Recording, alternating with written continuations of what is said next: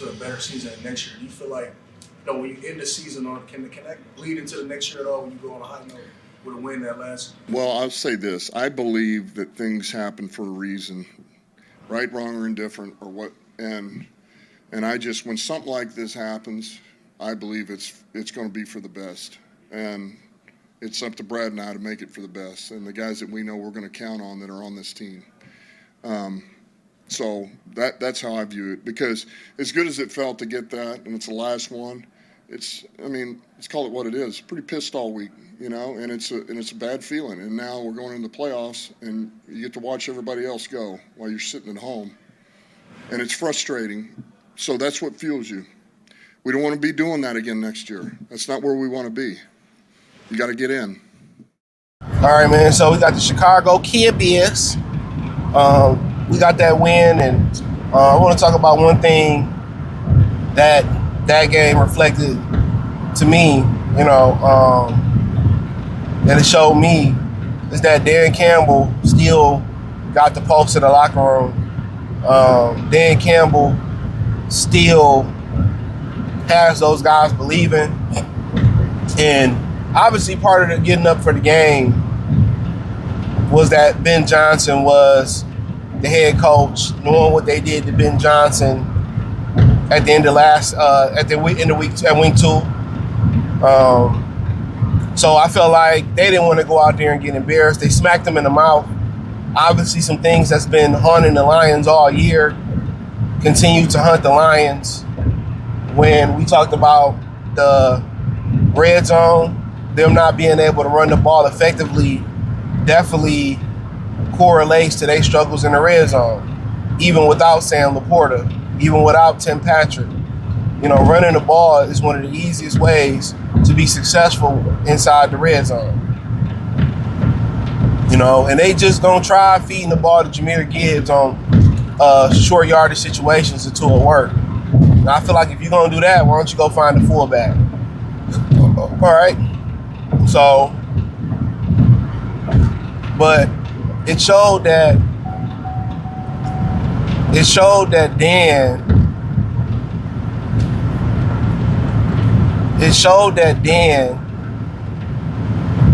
still has the locker room. It shows that he's still the leader. They didn't lay down. They didn't quit. And it was kind of similar to the game it was similar, in my opinion, to the game when they lost to the Vikings his second year. And they was like 1-6 or 1-4, 5 or something like that. And a lot of people was calling for Dan Campbell to be fired. Y'all remember that? And,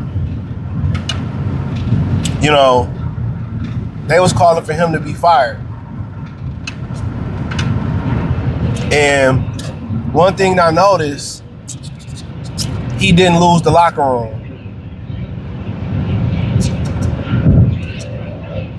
And I think right then and there, this was an important moment. Once again, where he didn't lose the locker room. They still playing hard. They still grinding. They still care. And I know, once again, it's easy to care. It's easy to care when you playing Ben Johnson and you don't want to let him win after leaving. I get it. But they easily could have laid down. Some guys didn't play this game. They easily could have laid down. Tyleik Williams came to play after hearing all the rumbles about him, being trash and, all that other type of shit you heard. This truck, bro, come on, man. Pick a fucking lane.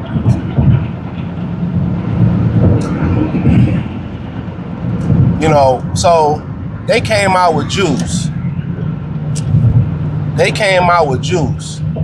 And that lets you know that Dan is still the leader of this locker room. And really the only real other question really to answer, to be quite honest, is offensive coordinator. Defensive coordinator, Y'all sit here and y'all cry, y'all complain. What did y'all want the man to do, bro? He's playing without his starting safeties. You know what I'm saying? You know, he's playing with a thin deck of Uno cards at defensive end. No real pass rusher on the inside of the defense. Like, bro, that's like, you know what I'm saying, you going to be a carpenter, but you got to do everything with your bare hands. You got to saw with your bare hands. You know what I'm saying? You got to, you know what I'm saying? Measure with your hand, and you got to do all these things, you know, with your hand.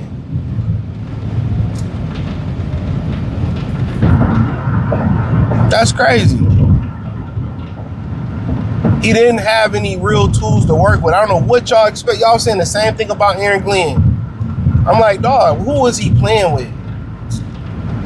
These dudes every year it's attrition. And what's so funny about it, Tom Brady brought that up in the broadcast yesterday. Did y'all hear Tom Brady say? He said that's something the Lions like to do. They play such a physical brand of football. And, you know, teams play them physical. So they always facing injuries every year. And that's something that they have to look at. I'm paraphrasing, but he said that on the broadcast. So you know what you need to do? You need to be less physical in practice, less hitting in practice. When you find the guys, part of that grit mantra, part of that Brad Holmes mantra, they must be durable like Jack Campbell. They must be durable like Jared Goff. They must be durable like Amon-Ra St. Brown. You know, you must find guys that historically has been durable.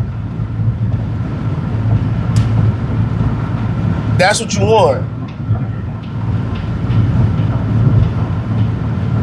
That's exactly what you want.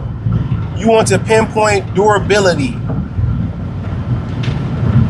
But other than that, that's the only real question to answer is the offensive coordinator and durability right now as far as the decisions he got to make. They still came out there and fought yesterday.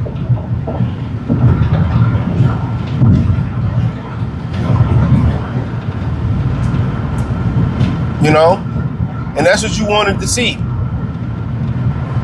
And I remember on the broadcast, they brought up another point. I think whoever's called it when Tom brought this up, said this may remind you of some of those 49er teams of recent that had down years where they missed the playoffs. Maybe it was because of quarterback injury. Maybe it was McCaffrey went down. You know what I'm saying? The 49ers may be more of a reflection of the Lions than anything. And this year, the 49ers remind you of the Lions last year. You know, even though they failed to get the number one seed as we did, you know, but they dealing with a litany of injuries. Bosa went down. Fred Warner went down. Brandon Ayuk didn't come back. He went down. You know, Purdy went down some this year. So they kind of like us last year, you know, finding a way to prevail with a bunch of injuries, a bunch of key injuries. So you got to remember, it's going to be up and down years when you don't have, even with Mahomes, look at this year.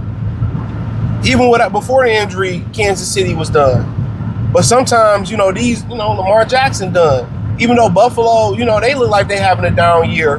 Probably had an easy schedule, but you had these down years, and this was able you to get better. Not going through the playoffs, you know, making playoff runs. It beat the team up. It beat your key players up. So missing the playoffs give you a chance to recharge, refresh, not play that extra football, get an easier schedule. You know, get an easier schedule. And on top of that, it gives you an opportunity to get some more top talent. How you get high picks in the draft. So it's not all bad.